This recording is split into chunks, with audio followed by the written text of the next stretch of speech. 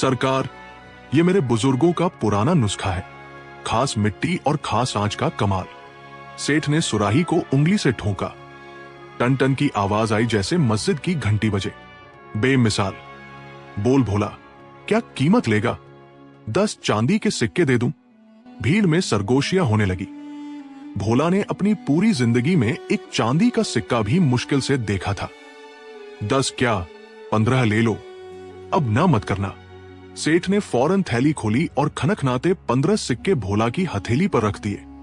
सिक्कों का वजन हाथ में भारी था, मगर मन उस राज से भी ज्यादा भारी था जो वो छुपाए फिर रहा था।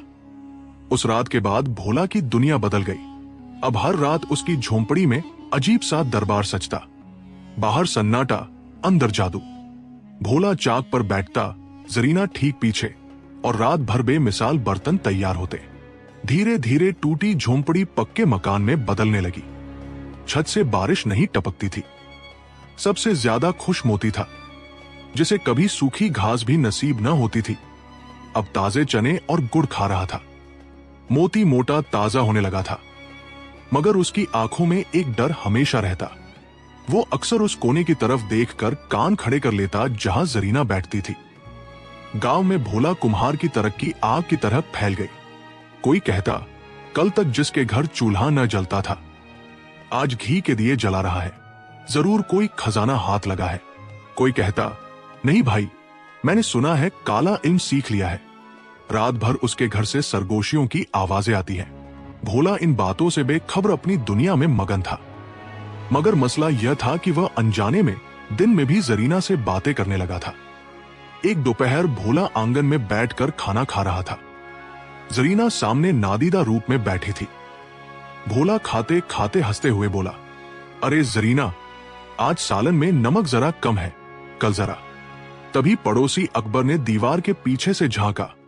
उसने सुना कि भोला खाली हवा से बातें कर रहा है और मुस्कुरा रहा है। कोई वहां था ही नहीं। अकबर डर के मारे पीला पड़ गया और उल्टे पांव भागा। उसने पूरे गांव में ढिंडोरा पीट दिया। भाइयों, मैंने अपनी आंखों से देखा, भोला पागल हो गया है। किसी जरीना का नाम ले रहा था, मगर वहां कोई औरत न थी। फिर भी किसी ने जवाब जरूर दिया। गांव वालों का शक अब यकीन में बदलने लगा। भोला अब सिर्फ अमीर ही नहीं, उनके लिए एक खौफ बन चुका था। लोग उसके घर के सामने से गुजरने से कतराते, बच्चे उसे देखकर जादूगर जादूगर चिल्लाते। भोला को अंदाजा भी न था कि उसकी शोहरत के साथ एक बड़ा खतरा उसकी दहलीज पर दस्तक दे चुका है। जब ये बातें गांव के चौधरी जफर खान के कानों तक पहुंची, तो उनका दिमाग खराब हो गया। जिस कुम्हार को कल तक वो लात मार कर रास्ते से हटा देते थे, आज बड़े बड़े ताजर उसके घर के बाहर तार लगाए खड़े रहते थे। जफर खान ने हुक्का गुड़गुड़ाते हुए अपने लठैत चंगेज से कहा, चंगेज देख रहा है, वो 2 कौड़ी का कुम्हार अब हमसे ऊंची हवेली बनाने की सोच रहा है। सुना है शहर से नवाब साहब खुद उसके हाथ के बने बर्तन लेने आ रहे हैं। चंगेज ने आग में घी डालते हुए कहा, मालिक, बात सिर्फ पैसे की नहीं। लोग कहते हैं ऊपरी हवा का चक्कर है, वरना एक अकेला आदमी रात भर में 100-100 सुराहियां कैसे बना सकता है, वह भी ऐसी नक्काशी वाली जो इंसानी हाथों से नामुमकिन है।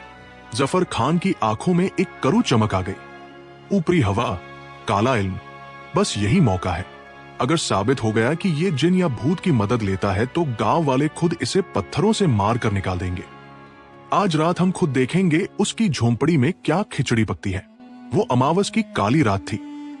पूरा गांव गहरी नींद में था, मगर भोला के घर में मध्यम रोशनी जल रही थी। घर के पिछवाड़े घने नीम के दरख्त के पीछे जफर खान और चंगेज दबे पांव जाकर छुप गए। अंदर से घर घर चाक की आवाज आने लगी। जफर खान ने खिड़की के रास्ते झांका और जो मंजर देखा उसका खून जम गया। चाक के पास भोला बैठा था, मगर मिट्टी को छू नहीं रहा था। चाक खुद बखुद तेज घूम रहा था। गीली मिट्टी हवा में उठ रही थी और नादीदा उंगलियां उसे शक्ल दे रही थी। देखते ही देखते मिट्टी का बेजान लोंदा खूबसूरत सुराही में बदल गया। भोला हवा में देखकर मुस्कुरा रहा था। जरीना, अब तुम थक गई होगी, जरा आराम कर लो। चंगेज के पांव एक सूखे पत्ते पर पड़े, चटकी आवाज हुई। अंदर सन्नाटा छा गया। चाक भी रुक गया। कौन है वहां? भोला चिल्लाया।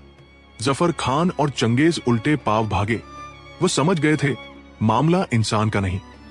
जफर खान के चेहरे पर पसीना था, मगर होठों पर तह की मुस्कुराहट। अब नहीं बचेगा भोला, अब नहीं बचेगा। अगली सुबह भोला अभी सोकर उठा भी न था कि दरवाजे पर भारी लाठियां बजने लगी। बाहर निकल पाखंडी, बाहर निकल जादूगर। भीड़ चिल्ला रही थी। भोला घबरा कर बाहर आया। मोती रस्सियां तोड़ने की कोशिश कर रहा था और जोर जोर से रेंग रहा था। उसे शायद आने वाली मुसीबत का अंदाजा हो गया था। गांव के सरपंच और जफर खान भीड़ के साथ सामने खड़े थे। पीछे पूरा गांव, बच्चे, औरतें, बूढ़े, सबके हाथों में पत्थर या डंडे थे। वही लोग जो कल तक भोला की तारीफ करते थे, आज नफरत से देख रहे थे। जफर खान ने आगे बढ़कर गरजते हुए कहा, पंचो, यह कुम्हार नहीं, तांत्रिक बन चुका है। ब्रिस्तान की ताकतों का इस्तेमाल करता है। मैंने और चंगेज ने अपनी आंखों से देखा। उसके घर में हवा में बर्तन बनते हैं। भीड़ में शोर मच गया। मारो इसे, इसने चुड़ैल पाल रखी है। सरपंच ने हाथ उठाकर सबको खामोश किया। फिर भोला की आंखों में आंखें डालकर बोले, भोला, सच सच बता दे, तेरी इस तरक्की का राज क्या है? क्या जफर खान जो कह रहा है वो सच है? अगर झूठ बोला तो तुझे और तेरे इस जानवर को अभी इस गांव से बाहर निकाल दिया जाएगा। भोला की रूह कांप गई।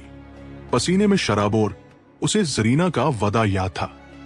जिस दिन किसी को बताया मैं चली जाऊंगी, उसने लड़खड़ाते हुए कहा, नहीं मालिक, ये सब मेरी मेहनत है, मैंने कोई जादू नहीं किया। जफर खान ने आगे बढ़कर भोला का कुर्ता पकड़ लिया। अकेली मेहनत से मिट्टी हवा में नाचती है। अगर सच न उगला तो अभी इस झोंपड़ी में आग लगा दी जाएगी। चंगेज एक जलती मशाल लेकर घर की तरफ बढ़ने लगा। मोती पागलों की तरह उछलने लगा, जैसे भोला को कुछ बताना चाहता हो। भोला ने अपने घर की तरफ देखा। सालों की मेहनत, फिर उस नादीदा कोने की तरफ महसूस किया जहां शायद जरीना खड़ी सब देख रही थी। सरपंच ने कहा, भोला, ये आखिरी मौका है, या सच बोल दे या आज तेरा अंत यकीनी है। भीड़ का शोर बढ़ता जा रहा था। मशाल की आंच चेहरे तक आ रही थी। डर ने सब्र का बंधन तोड़ दिया। भोला घुटनों के बल गिर पड़ा और रोते हुए चिल्लाया, रुक जाओ, मत जलाओ मेरा घर, मैं सब बताता हूं।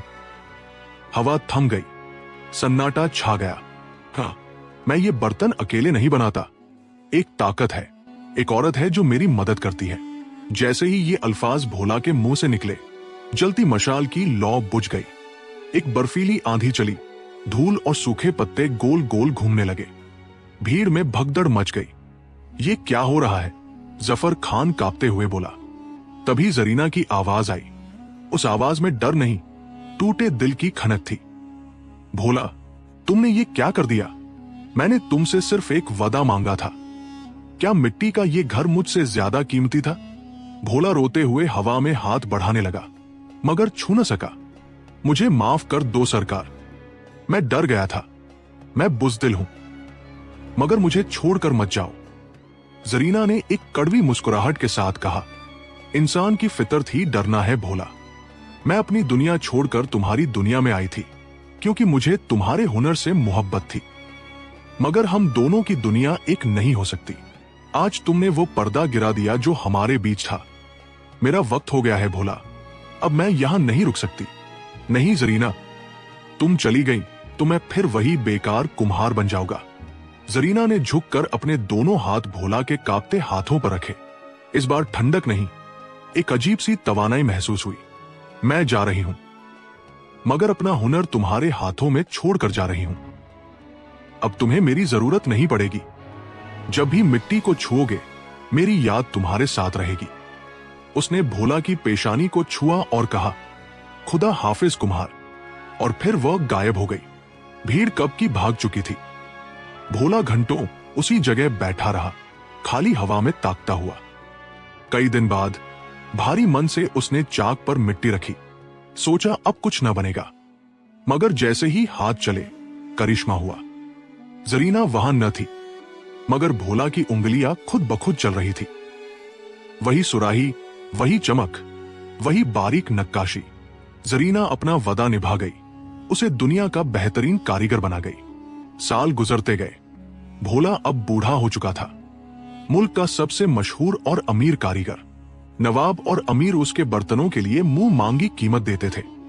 उसके पास बड़ी हवेली थी, दर्जनों नौकर थे, मगर गांव वाले कहते थे भोला अब भी पागल है। चांदनी रातों में वो अक्सर हवेली छोड़कर उसी काली घाटी की तरफ निकल जाता। उस पुराने दरख्त के नीचे घंटों बैठता, हवा से बातें करता, मिट्टी के खिलौने बनाता और उन्हें दरख्त की जड़ों में छोड़ आता। वो अमीर था, हुनरमंद था, मगर उसकी आंखों में आज भी वही वीरानी थी जो उसने पहली बार जरीना की आंखों में देखी थी। उसने दुनिया जीत ली थी, मगर अपना साया खो दिया था।